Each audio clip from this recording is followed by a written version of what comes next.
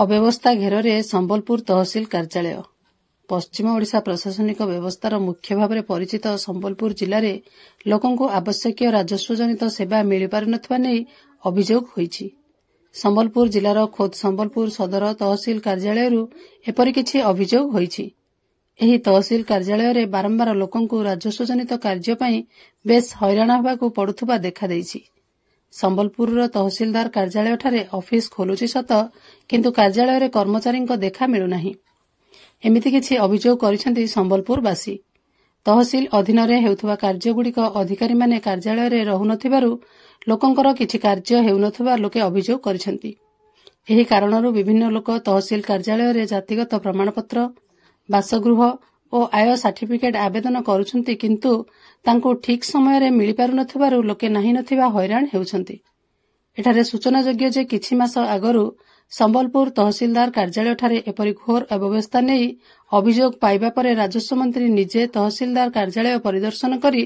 कार्यालय को आसुथुवा लोकंकु राजस्व जनित सेवा किपरि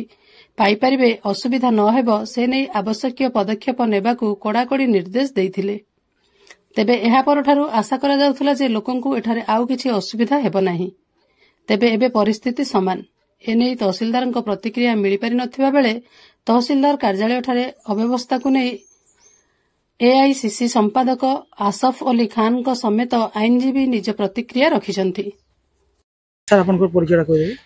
मैं आया मोर नाम आसफ अली खान, मैं एडवोकेट भी है। रेडाकोल रु मैं 4 थर कांग्रेस टिकट रे लड़ी छे भी निर्वाचन काना इना देखले आज गिरी काय काय काम लगी आइथिले काना जेन रानी के सही दुख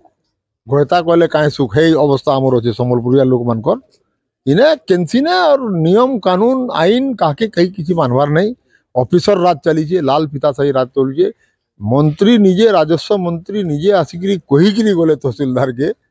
जे भाई तुम माने ऑफिस थी नहीं बसवार काम नहीं करवार जदि तुम ऑफिस छाड़ी की जाउछ लोक आउजन हजार हजार लोक आउजन तुम लेखिकी जीव नोटिस बोर्ड रे केते बेले तुम अवेलेबल रहबो। जोड़े असिस्टेंट तहसीलदार भी अछन से माने भी नहीं ताला पड़ी छी तहसीलदार भी नहीं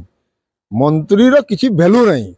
से डायरेक्ट कहू जे से तहसीलदार जेन अछन महोदय से कहूचन पर ताको लोक मान को मते ट्रांसफर करो बोली ट्रांसफर नहीं हेता के सस्पेंड करके बसई दियो तार चाकरी खत्म करो ता से इने काम जदि ना करबार दूसरा जगह रे भी हेंता करबा से चाहू जे मते कुचिंडा पठे दियो कि रेडाखोल पठे दियो बेले एने फाकबा बेले हेंता लोक को नहीं रखो सरकार रे बाहर कर दियो जदि बचावार होचे ओडिसा लोक को संबलपुरिया मान को जदि किछि आपन प्रकृत रे चाहूचन जे मनकर काम हो बोली बेले मुई मंत्री महोदय के निवेदन करमी एंता लोक मान को एंता इडियट मान को पूरा आउट करूँ पूरा जदि तांकर कथा नहीं मानबार से खार कथा मानबा से कहला परे भी से खातिर ना करबा तार स्टाफ मान को कहू जे स्टाफ माने जेन कथा लागुदली से माने कहउचन जे तहसीलदार कहउचन तमे लिखि दियो मोर नाथी मते इनो ट्रांसफर कर दो माने काम करवार नहीं न तांको बसिकिरी खाइबार अछि एंता लोक को कहीं रखिछन भल लोक के आनु धन्यवाद। काना कह देबे मधुसूदन मित्र काना है कि आसले तहसील ऑफिस रे काना देखो ना ये बर्तन बहुत स्कूल मान को अपन को रेसिडेंस सर्टिफिकेट कास्ट सर्टिफिकेट आउ अपन को इनकम सर्टिफिकेट लोक अप्लाई करूछन आउ आज आइसले मोर सांग सांगे आइसले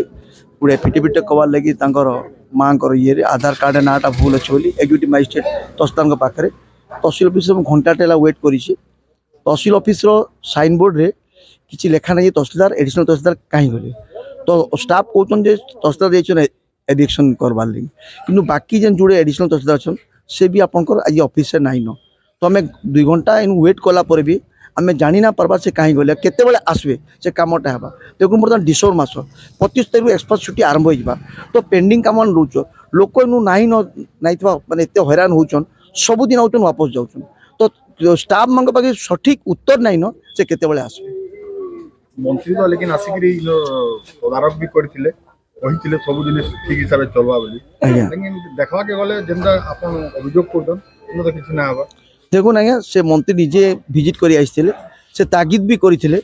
जे आपण माने जते बेले भी जाउछन ऑफिस रु लोकन को जणावा कथा जे केते समय आपण माने ऑफिस अनुपस्थित रहबे तांकर कहबा सत्य भी तहसीलदार नोटिस की ऑफिस स्टाफ मान को नहीं जणावा जे से केते समय लगी जाउछन ऑफिस काम रे कि कैंसी मीटिंग के तो पब्लिक इथिर लगे आज्ञा बहुत हैरान होचन और संबलपुर तहसील अंडर आज्ञा बहुत काम हो जाएगा तो बर्तमान काम धीमे जाइए बिल्कुल काम इनु हेबार भी नहीं।